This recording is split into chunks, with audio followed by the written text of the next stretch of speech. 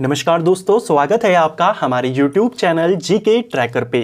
देखिए फ्रेंड्स, आज के वीडियो में हम बात करेंगे जो हमारी एक सीरीज है टॉप जीके एमसीक्यू सीरीज, और इस सीरीज की आज हम 174वीं क्लास को यहाँ पर कवर करेंगे। और इस क्लास में भी आपको जीके के प्रीवियस ईयर क्वेश्चन जो आपसे अलग अलग परीक्षाओं में पूछे गए हैं यहाँ पर देखने को मिलेंगे। अगर आपने इस सीरीज की पिछली क्लासेस को नहीं देखा है तो आप उनको प्लेलिस्ट में जाके देख सकते हैं। इस सीरीज के माध्यम से आपको पेपर में आए हुए प्रश्नों का, उनकी लैंग्वेज का, उनके लेवल का आइडिया होगा और एक्स्ट्रा फैक्ट के माध्यम से आपका रिवीजन भी यहाँ पर अच्छे से हो जाएगा। तो चलिए दोस्तों, आज की क्लास को शुरू करते हैं। आज का हमारा पहला क्वेश्चन है, प्राचीन भारतीय शिलालेखों के बारे में निम्नलिखित कथनों में से कितने कथन सही हैं। देखिए, कौन सा कथन सही है वो नहीं पूछा है, इसलिए आपको क्वेश्चन को सही से पढ़ना है, क्योंकि इस टाइप के क्वेश्चन भी अब बन रहे हैं। यहां पर पूछा है 3 स्टेटमेंट आपको दिए हैं, इनमें से कितने सही हैं। चलिए देखते हैं। पहला कथन दिया है कि प्रारंभिक जो शिलालेख थे वो संस्कृत भाषा में थे। क्या ये सही होगा? ये आपका गलत हो जाएगा। जो शुरुआती लेख थे, शुरुआती शिलालेख थे, वो आपके प्राकृत में होते थे, लिपि उनकी ब्राह्मी होती थी, भाषा ज्यादातर वो प्राकृत भाषा में होते थे। तो पहला वाला गलत है। दूसरा, पश्चिमोत्तर के शिलालेखों में प्रयुक्त खरोष्ठी लिपि को उस क्षेत्र पर शासन करने वाले हिंद यूनानी राजाओं के सिक्कों की सहायता से पढ़ा गया है। देखिए, जो हिंद यूनानी शासक थे वो भारत के पश्चिमोत्तर क्षेत्र में शासन करते थे। इस क्षेत्र से भी हमको कई सारे शिलालेख मिले, अभिलेख मिले, और उनमें खरोष्ठी लिपि का इस्तेमाल किया गया था। इनको पढ़ने में जो मदद हमको मिली वो इन राजाओं के सिक्कों से मिली। ये आपका बिल्कुल सही है। दूसरा, अधिकांश शिलालेखों में भव्य अनन्य घटनाओं का उल्लेख है, लेकिन सामान्य कृषि पद्धतियों का उल्लेख नहीं है। देखिए, जितने भी हमको शिलालेख मिले हैं उनमें ज्यादातर या तो किसी विशेष घटना का या कुछ इंपॉर्टेंट जो राजा से जुड़ी हुई जानकारियां हैं उनका वर्णन है, लेकिन खेती से जुड़ी जानकारी, जो सामान्य जानकारियां हैं, उसका वर्णन हमें नहीं मिलता है। तो सेकंड वाला भी आपका यहां पर सही है। पहला वाला गलत है, बाकी के दोनों आपके सही हैं। आपको बताना था कितने सही हैं, आपने कहा यहां पर 2 सही हैं। ऑप्शन बी सही उत्तर होगा। नेक्स्ट है, भारतीय संसद के संदर्भ में निम्नलिखित कथनों में से कौन सा सही है। अब आपने कौन सा वाला सही है उसको बताना है। आज की क्लास में आपको ज्यादातर जो क्वेश्चन है वो ऐसे कोट वाले मिलेंगे, जिसमें आपको अच्छे से इनको पढ़ना होगा, फिर आपको बताना है कि आपको यहां पर पूछा क्या है, उसके अनुसार आपको आंसर करना है। ऐसे ही क्वेश्चन आपको ज्यादातर अब लगभग सभी एग्जाम में देखने को मिलते हैं। तो इन प्रश्नों की अच्छे से प्रैक्टिस होना भी बहुत ज्यादा जरूरी है। तो यहां पर 3 स्टेटमेंट है, चलिए देखते हैं। पहला, लोकसभा में लंबित कोई विधेयक उसके विघटन हो जाने पर व्यापगत हो जाता है। व्यापगत हो जाता है यानी समाप्त माना जाता है, उसका लोपन मान लिया जाता है कि अब वो विधेयक खत्म हो गया। तो जब लोकसभा का विघटन होता है, अगर कोई विधेयक उसमें आ चुका है, पारित नहीं हुआ है, लोकसभा में आ चुका है और लोकसभा तब तक विघटित हो जाए, तो उस विधेयक का क्या होगा? जो विधेयक है वो व्यापगत हो जाता है। पहला वाला सही है। दूसरा, लोकसभा द्वारा पारित और राज्यसभा में लंबित कोई विधेयक लोकसभा के विघटन हो जाने पर व्यापगत हो जाता है। यानी इस कंडीशन में अब विधेयक लोकसभा से पारित हो चुका है और वो राज्यसभा में है, तब भी क्या होगा? आपका जो विधेयक है वो खत्म हो जाता है। ये भी आपका सही है। ठीक है, देखिए, विधेयक चाहे राज्यसभा से पास होकर लोकसभा में लंबित पड़ा हो या लोकसभा से पास होकर राज्यसभा में लंबित पड़ा हो, अगर लोकसभा विघटित हो जाती है तो विधेयक को खत्म मान लिया जाता है। तीसरा, कोई विधेयक जिसके संबंध में भारत के राष्ट्रपति ने सदनों की संयुक्त बैठक आहूत करने के अपने आशय की सूचना दे दी है, लोकसभा के विघटन होने पर व्यापगत हो जाता है। ये वाला गलत हो जाएगा। देखिए, इसमें क्या कहा गया है? इसमें कहा गया है, मान लीजिए किसी विधेयक को लेकर के संयुक्त बैठक होनी है और राष्ट्रपति के द्वारा संयुक्त बैठक बुला दी जाती है, उसके लिए उसने सूचना जारी कर दी है, लेकिन संयुक्त बैठक होने से पहले लोकसभा खत्म हो जाती है, तो यह विधेयक क्या खत्म होगा? तो जवाब होगा कि यह विधेयक खत्म नहीं होता है। ठीक है, अगर संयुक्त बैठक बुला दी गई है तो विधेयक खत्म नहीं होगा। इसके अलावा किस किस कंडीशन में विधेयक खत्म होता है, कब नहीं होता है, उसको भी जान लीजिए। अगर कोई विधेयक लोकसभा और राज्यसभा दोनों से पारित हो चुका है और राष्ट्रपति के पास जा चुका है और तब लोकसभा विघटित होती है तो वो विधेयक भी खत्म नहीं होगा।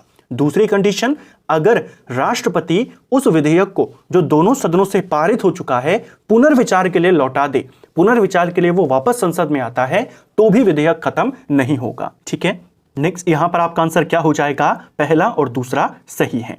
तीसरा, प्रतिषेध रिट उच्चतम न्यायालय या उच्च न्यायालयों द्वारा किसे और किस प्रायोजन में जारी किया गया एक आदेश है। तो रिटों के बारे में जो अलग अलग प्रकार की रिटें हमारी हैं, आर्टिकल 32 के तहत सुप्रीम कोर्ट और आर्टिकल 226 के तहत हाई कोर्ट्स जिनको जारी करते हैं। 5 प्रकार की हमारे पास रिटें हैं जिनको मौलिक अधिकारों का जब हनन होता है किसी के, उसके जवाब में इन कोर्ट्स के द्वारा जारी किया जाता है। उन्हीं 5 में से एक रिट है जिसका नाम है प्रतिषेध। इंग्लिश में इसे प्रोहिबिशन कहा जाता है, यानी निषेध करना। यह कब जारी किया जाता है या है क्या, यह आपको पूछा है। देखिए, पहला विकल्प है किसी सरकारी अधिकारी को उसे किसी विशिष्ट कार्यवाही करने से प्रतिषेध करने के लिए। गलत हो जाएगा। जो प्रोहिबिशन होता है वह अपर कोर्ट लोअर कोर्ट को जारी करता है और यह कहता है कि आपका यह क्षेत्र अधिकार नहीं है, आप इस मामले की सुनवाई नहीं कर सकते। तो केवल क्या होगा? ऑप्शन सी, निचली अदालत को किया गया आदेश है जिसमें किसी मामले में कार्यवाही जारी रखने का प्रतिषेध किया जाता है कि आपको रोका जाता है, आप इस पर सुनवाई नहीं कर सकते। जो यह प्रतिषेध होता है, जो यह प्रोहिबिशन होता है, यह केवल अपर कोर्ट से लोअर कोर्ट के लिए होता है। जैसे सुप्रीम कोर्ट अपने से नीचे वाले कोर्ट्स के लिए करेगा, हाई कोर्ट अपने से नीचे वाले कोर्ट के लिए करेगा। और यह जो रिट है केवल एक कोर्ट दूसरे कोर्ट को जारी कर सकता है। जो न्यायिक हमारे निकाय हैं उनको जारी होता है। जो हमारी कार्यपालिका है, विधायिका है या कोई सरकारी अधिकारी है या कोई दूसरी प्राइवेट कंपनी है, प्राइवेट कोई व्यक्ति है, उन पर यह लागू नहीं होता है। ठीक है, तो यहां पर आपका आंसर क्या होगा? Option C. अगला, निम्न में से कौन सा कथन सही है? फिर से कथन वाला क्वेश्चन आ गया। कथन वाले आपको ज्यादा यहां पर देखने को मिलेंगे। जैसे मैंने कहा, इनमें से कौन सा कथन सही है? चलिए देखते हैं। पहला, वह राज्य का राज्यपाल है जो उस राज्य के किसी समुदाय को अनुसूचित जनजाति के रूप में मान्यता देता है और घोषित करता है। क्या यह सही है? किसी राज्य में किस समुदाय को अनुसूचित जनजाति का दर्जा देना है या नहीं देना है, मान्यता देनी है नहीं देनी है, उसे अनुसूचित जनजाति के रूप में घोषित करने का जो अधिकार है, क्या वो राज्यपाल को होता है? ये आपका गलत होगा। यह अधिकार राष्ट्रपति का होता है। राष्ट्रपति किसी भी राज्य के, किसी भी क्षेत्र से, किसी भी केंद्र शासित प्रदेश के किसी भी समुदाय को उस राज्य के राज्यपाल के परामर्श से, राज्यपाल की सलाह होती है, लेकिन घोषणा या मान्यता देना किसके हाथ में है? राष्ट्रपति के हाथ में है। तो पहला वाला कथन आपका गलत है। दूसरा, किसी राज्य में अनुसूचित जनजाति के रूप में घोषित किसी समुदाय के लिए यह आवश्यक नहीं है कि वह दूसरे राज्य में भी ऐसा हो।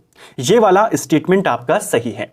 यानी अगर किसी राज्य में किसी समुदाय को अनुसूचित जनजाति के रूप में घोषित कर दिया जाता है, मान्यता दे दी जाती है, तो यह जरूरी नहीं है कि दूसरे राज्य में उस जनजाति को या उस समुदाय को भी अनुसूचित जनजाति के रूप में घोषित किया जाए या उनको वहां पर मान्यता प्राप्त करना अनिवार्य हो। ऐसा आवश्यक नहीं है। ठीक है, कई बार ऐसा देखा गया है भारत में भी कि कोई जाति किसी राज्य के अंदर अनुसूचित जनजाति में आती है तो दूसरे राज्य के अंदर वो उस जनजाति के दायरे में नहीं आती है। ठीक है, तो सेकंड वाला स्टेटमेंट सही है, पहला वाला गलत है। आपको सही वाला बताना है, सही आपका केवल सेकंड है। नेक्स्ट है, संसद में धन विधेयक के संबंध में निम्न कथनों में से कौन सा वाला सही है? फिर से 4 कथन आ गए हैं, इनको ध्यानपूर्वक पढ़िएगा। गलत अगर आप ऐसे क्वेश्चंस में करेंगे जो सिंपल से क्वेश्चन है, धन विधेयक से जुड़े हुए सवाल, फिर आपके लिए बहुत ज्यादा मुश्किलें एग्जाम में खड़ी हो सकती हैं, क्योंकि धन विधेयक को लेकर के हर एग्जाम में क्वेश्चन आपके बन चुके हैं, कई बार बनते भी रहते हैं। लेकिन इस टाइप के क्वेश्चन जब लेंथी हो जाते हैं, कथन के साथ आते हैं, तो कई बार जल्दबाजी में गलती होती है, सिली मिस्टेक यहां पर हो जाती है। तो ध्यानपूर्वक इसको पढ़ेंगे। पहला, अनुच्छेद 109 में धन विधेयक के संबंध में विशेष प्रक्रिया का उल्लेख है। यह आपका बिल्कुल सही है। धन विधेयक से जुड़ी जो विशेष प्रक्रिया है उसका उल्लेख आर्टिकल 109 में है और ये वही आर्टिकल है जो कहता है कि धन विधेयक राज्यसभा में नहीं आ सकता, इसे केवल लोकसभा में ही पुनर्स्थापित किया जाएगा। ठीक है। दूसरा, धन विधेयक राज्यसभा में पुनर्स्थापित नहीं किया जाएगा, यानी धन विधेयक को सबसे पहले अगर आप लाएंगे तो लोकसभा में ही लाएंगे, राज्यसभा में नहीं लाएंगे, ये कथन भी सही है। तीसरा, राज्यसभा या तो विधेयक को अनुमोदन दे सकती है या परिवर्तन के लिए सुझाव दे सकती है, किंतु अस्वीकार नहीं कर सकती। क्या तीसरा वाला सही है? परिवर्तन के लिए सुझाव देने का अधिकार है क्या राज्यसभा को? तो आंसर हो जाएगा हां, इसको परिवर्तन के लिए, चेंजेस के लिए सुझाव देने का अधिकार है। लेकिन इस चीज को ध्यान रखना, एग्जामिनर क्या करता है, जैसे यहां पर सुझाव लिखा है, एग्जाम में इस शब्द को हटा देगा और कहेगा अनुमोदन दे सकती है या परिवर्तन कर सकती है लेकिन अस्वीकार नहीं कर सकती, तब वो क्वेश्चन गलत हो जाएगा। राज्यसभा चेंजेस नहीं कर सकती, केवल चेंजेस की सलाह दे सकती है, सुझाव दे सकती है। ठीक है, तो तीसरा वाला भी आपका सही है क्योंकि यहां पर सुझाव की बात है। चौथा, राज्यसभा द्वारा धन विधेयक में सुझाए गए संशोधन को लोकसभा के द्वारा स्वीकार करना होगा, यह आपका गलत हो जाएगा। देखिए, लोकसभा से राज्यसभा में जो विधेयक जाता है वह केवल सुझाव के लिए जाता है। जो धन विधेयक होता है वो सिर्फ सुझाव के लिए भेजा जाता है कि आप अपनी सिफारिशें दीजिए, वह सिफारिशें मानने के लिए लोकसभा बाध्य नहीं है। तो चौथा वाला आपका गलत है। राज्यसभा अधिकतम 14 दिनों तक धन विधेयक को अपने पास रोक सकती है। 14 दिन के भीतर भीतर उसे लौटाना होगा, अगर नहीं लौटाती है तो धन विधेयक को पारित मान लिया जाता है। ठीक है, तो यहां पर आपका कौन से सही है? पहला, दूसरा, तीसरा सही है।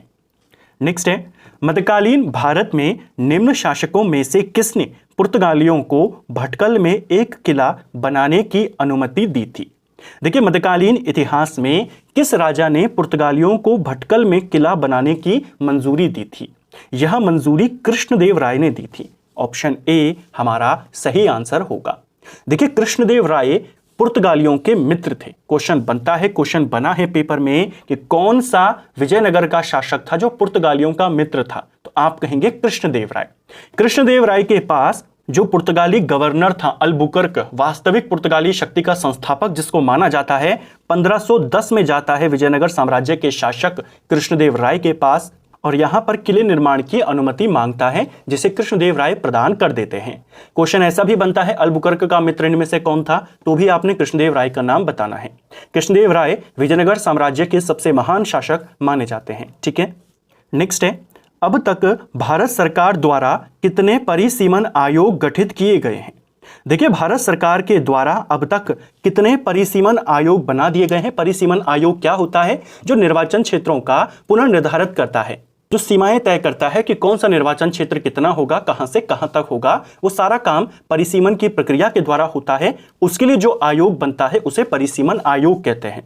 अभी तक भारत में, अभी तक यानी 1 अगस्त 2024 तक भारत में टोटल 4 परिसीमन आयोग बन चुके हैं। पहला जो परिसीमन आयोग बना था वो 1952 के अधिनियम, जो परिसीमन आयोग अधिनियम है उसके तहत 1952 में बना। दूसरा परिसीमन आयोग 1962 के अधिनियम के तहत 1963 में बना। तीसरा परिसीमन आयोग 1972 के अधिनियम के तहत 1973 में बना और चौथा परिसीमन आयोग 2002 के अधिनियम के तहत 2002 में बना। तो ये 4 परिसीमन आयोग है, 52, 63, 73 और 2002। दोनों को ध्यान रखना, कई बार अधिनियम पूछता है, कई बार वो आयोग पूछता है। ज्यादातर आयोगों पर ही, आयोग के वर्ष पर ही वो सवाल करता है। ठीक है, नेक्स्ट है, संविधान के 71वें संशोधन अधिनियम 1992 के द्वारा निम्न में से किस भाषा को शामिल करने के लिए संविधान की 8वीं अनुसूची में संशोधन किया गया था? देखिए, 71वां जो संवैधानिक संशोधन था जो 1992 में हुआ, यह भाषा से संबंधित संशोधन था। इसके तहत 3 भाषाओं को संविधान की जो 8वीं अनुसूची है उसमें जोड़ा गया था। इन 3 भाषाओं में कौन कौन सी भाषा थी? कोंकणी इसमें शामिल थी, मणिपुरी इसमें शामिल थी और नेपाली इसमें शामिल थी। जबकि मैथिली को संथाली, बोडो और डोंगरी के साथ 2003 में जो 92वां संविधान संशोधन होता है उसके तहत जोड़ा गया था। तो ये किसके तहत है? 92nd जो हमारा संशोधन है उसके तहत है। 71 वाले में पूछा है तो पहली, दूसरी, तीसरी आपकी यहां पर आ जाएगा, पहला, दूसरा, तीसरा, ऑप्शन ए। नेक्स्ट है, भारत के उच्चतम न्यायालय ने निजता के अधिकार को भारत के संविधान के निम्न में से किस अनुच्छेद के अंतर्गत रखा है?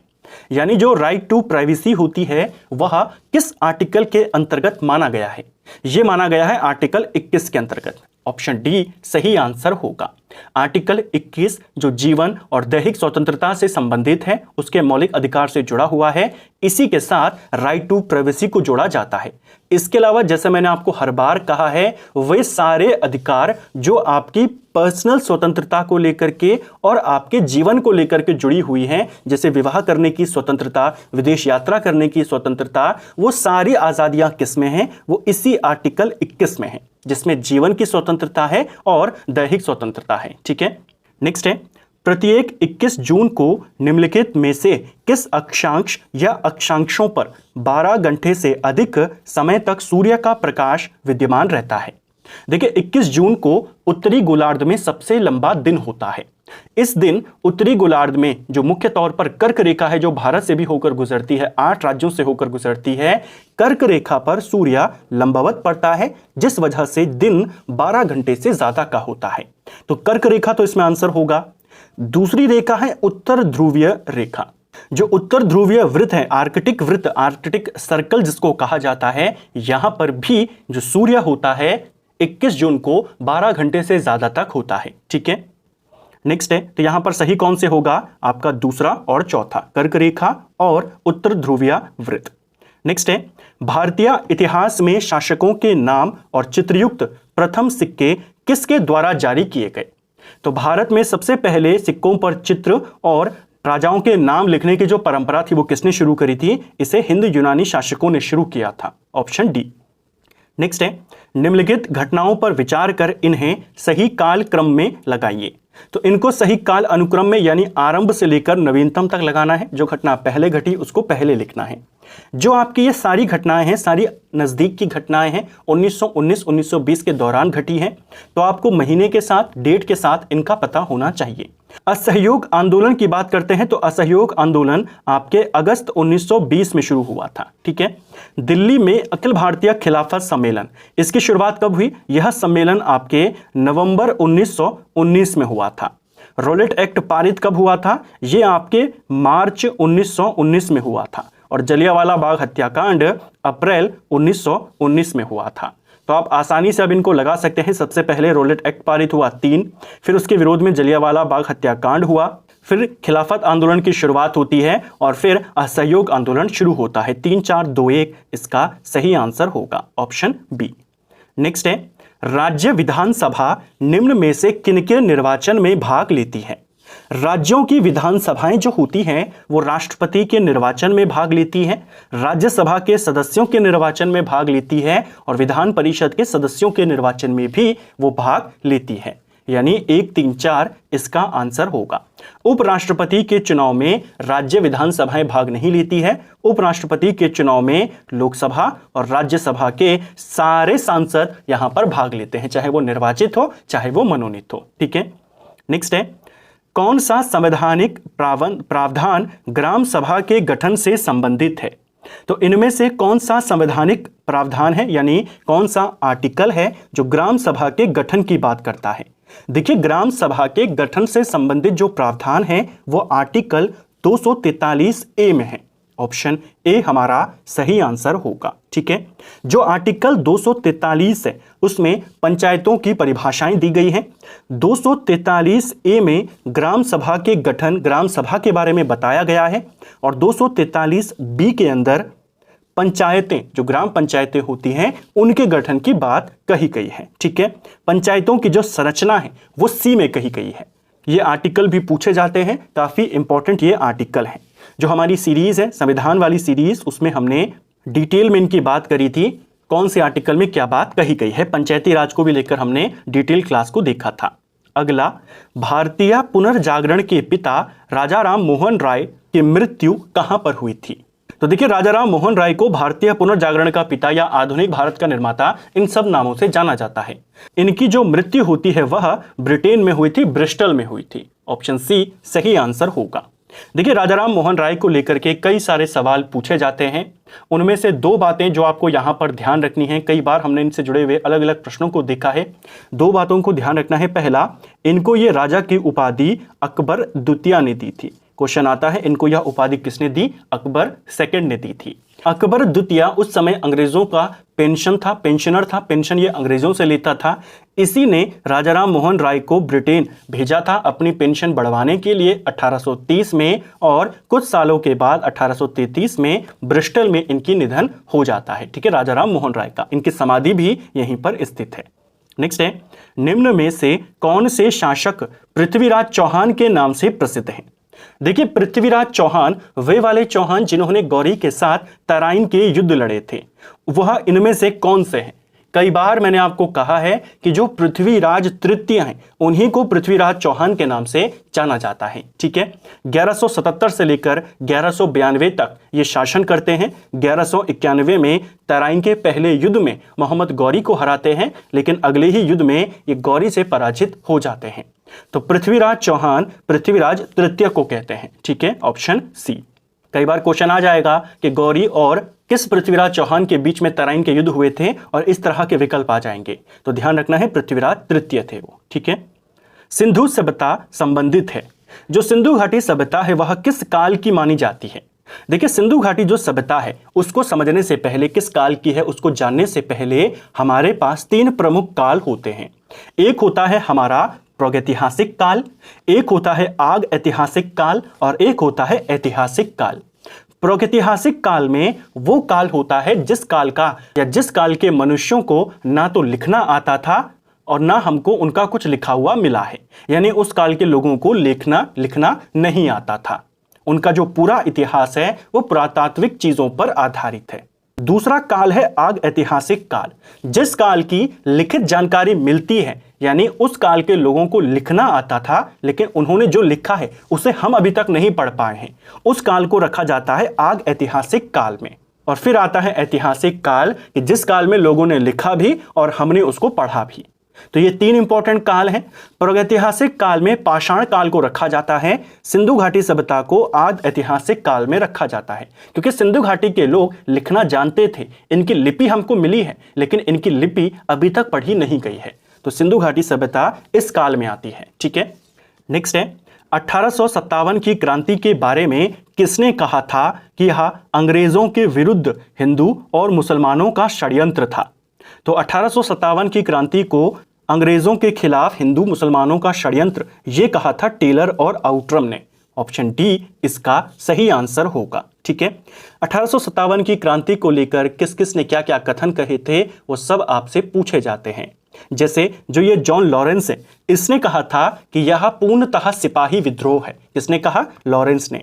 जो रीज है, इसने कहा कि यह जो 1857 में हुआ यह ईसाई धर्म के विरुद्ध एक धर्म युद्ध है। ठीक है, और जो टी.आर. होम्स है, इसने कहा कि यह जो 1857 में हुआ ये सभ्यता और बर्बरता का संघर्ष है। तो सभ्यता और बर्बरता का संघर्ष उसको होम्स ने कहा था। ये कुछ इंपॉर्टेंट स्टेटमेंट्स हैं। 1857 की क्रांति के ऊपर हमने एक डिटेल्ड वीडियो ऑलरेडी बनाया है, हमारे सेकंड चैनल पर अपलोडेड है, ट्रेंडिंग जीके पर। आप उसे वहां से जाकर देख सकते हैं। बहुत जल्दी हमारी जो लूसेंट वाली सीरीज थी टॉपिक वाइज, वहां पर उसे रिकंटिन्यू करेंगे। नेक्स्ट है, दो समांतर भ्रंशों के बीच में उठे हुए भाग को क्या कहा जाता है? देखिए, दो समांतर भ्रंशों के बीच में अगर कोई भाग ऐसे ऊपर को उठ जाता है तो उसे कहा जाता है ब्लॉक पर्वत। ऑप्शन सी सही आंसर हो जाएगा। तो दो समतल भाग हैं, समांतर भाग हैं, एक दूसरे के सामने हैं, उनके बीच अगर कोई भाग ऊपर उठ जाता है तो उस पर्वत को जो वहां पर बनता है उसे किस प्रकार का पर्वत माना जाएगा? उसे ब्लॉक पर्वत माना जाता है। ठीक है, नेक्स्ट है, निम्नलिखित में से किसकी नियुक्ति राष्ट्रपति के द्वारा नहीं की जाती है? तो इनमें से किसकी नियुक्ति राष्ट्रपति नहीं करता है? प्रधानमंत्री की नियुक्ति करता है। केंद्र शासित प्रदेशों के मुख्यमंत्रियों की नियुक्ति भी राष्ट्रपति करता है। इस चीज को ध्यान रखना, इसको लेकर क्वेश्चन बन सकता है कि जो केंद्र शासित प्रदेश हैं वहां के मुख्यमंत्रियों को कौन नियुक्त करता है? जैसे राज्यों में राज्यपाल करता है, लेकिन केंद्र शासित प्रदेशों में उपराज्यपाल या प्रशासक नहीं करता है, राष्ट्रपति करता है। ठीक है, महान्यायवादी की नियुक्ति भी राष्ट्रपति के द्वारा होती है। कैबिनेट सचिव की नियुक्ति जो एक समिति होती है उसके द्वारा करी जाती है, ना कि राष्ट्रपति के द्वारा। तो कैबिनेट सचिव इसका आंसर होगा ऑप्शन डी, सही उत्तर यहां पर हो जाएगा। कैबिनेट सचिव भारत में सबसे बड़ा प्रशासनिक पद होता है, तो इसको आपने ध्यान रखना है, इसकी नियुक्ति राष्ट्रपति नहीं करता है। तो फ्रेंड्स, ये था हमारा आज का वीडियो जिसमें हमने जीके के 20 इंपॉर्टेंट क्वेश्चंस को यहाँ पर कवर किया, इनको पूरी डिटेल के साथ देखा, एक्स्ट्रा फैक्ट के साथ जाना, चीज़ों को लिंक करके एक दूसरे से जोड़कर कवर करने का प्रयास किया। उम्मीद करता हूं आपको आज का वीडियो पसंद आया होगा। अगर आपको ये वीडियो पसंद आया है तो वीडियो को लाइक करें, चैनल पर नए हैं तो सब्सक्राइब करें, अपने दोस्तों के साथ शेयर करें। वीडियो आपको कैसा लगा कमेंट बॉक्स में हमें ज़रूर बताएं। Thank you friends.